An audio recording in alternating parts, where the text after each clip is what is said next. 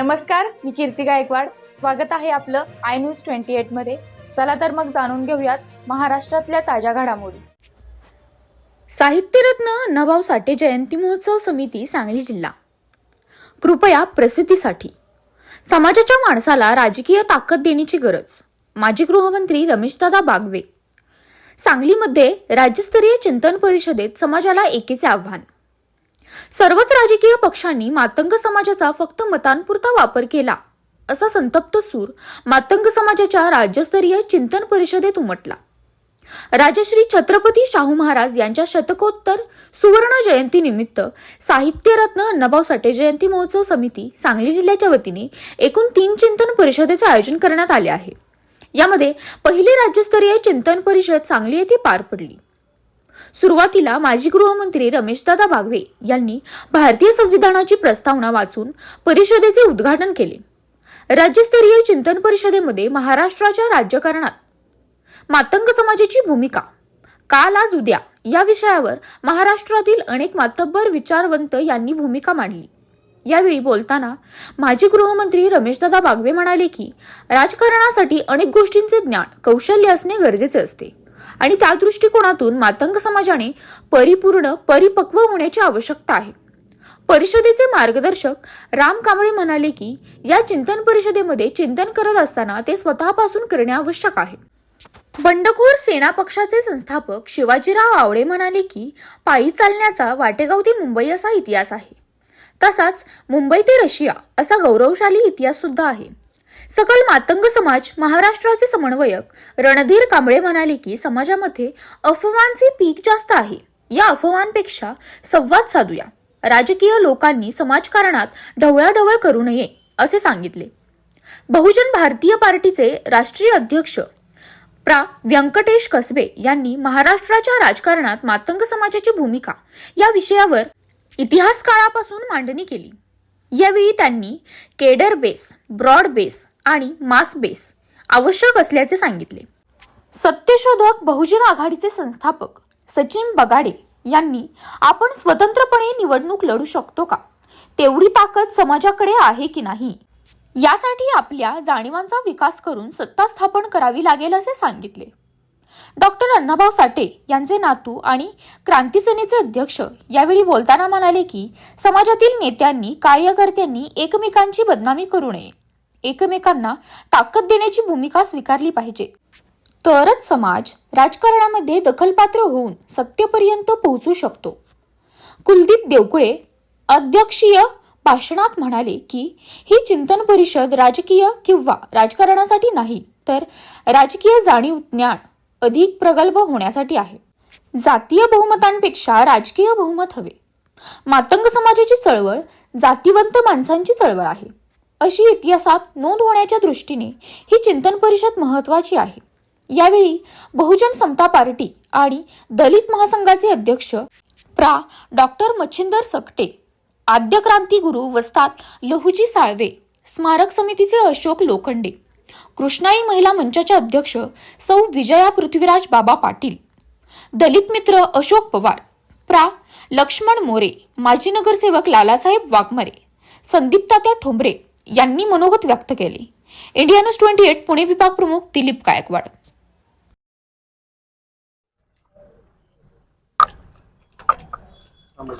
Sir, आज आपल्या मातंग समाजाचा हा चिंतन मेळाव्यासाठी आपण आला.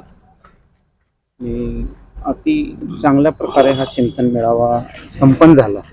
तरी समाज एकत्रित यावं आणि सतत जागृत राहावं या उद्देशाने आपण समाजासाठी काय संदेश देऊ इच्छिता?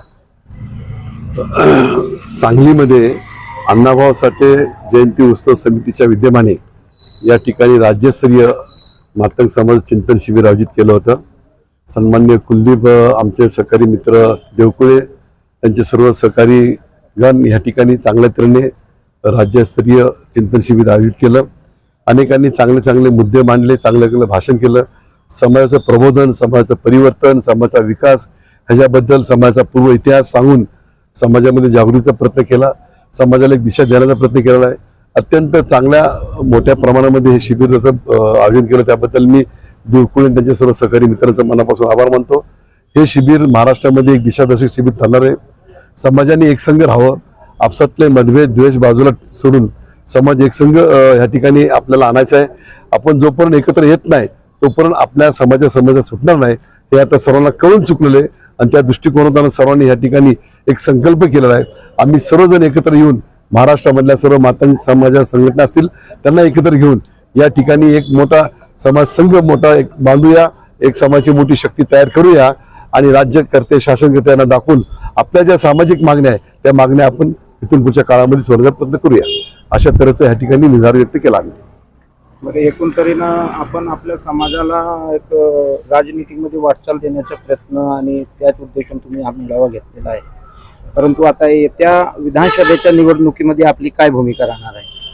नाही, आमची भूमिका हेच आहे. पहिल्यापासून आमच्या ज्या छोट्या मोठ्या संघटना आहे, हर एक संघटना आपापल्या तऱ्हेने प्रयत्न करत असतील. आमची जितकी लोकसंख्या आहे मातंग समाजाची महाराष्ट्रामध्ये, मातंग समाज हा सेकंड लार्जेस्ट कम्युनिटी इन दलित समाज, म्हणजे दुसऱ्या क्रमांकाचा मातंग समाज आहे दलित समाजामध्ये. त्यांच्या संख्येच्या टक्केवारीप्रमाणे आम्हाला न्याय मिळाला पाहिजे. ज्या 29 जागा आहेत जिकडं आमचा समाज मोठ्या प्रमाणात त्या ठिकाणी आम्हाला मिळाला पाहिजे आणि आमची मागणी राहणारच आहे.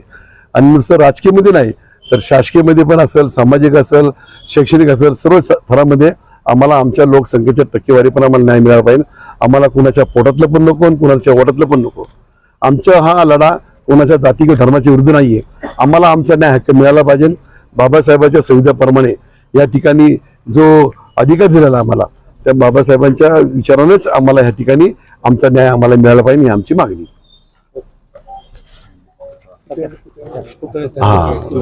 या ठिकाणी सांगलीमध्ये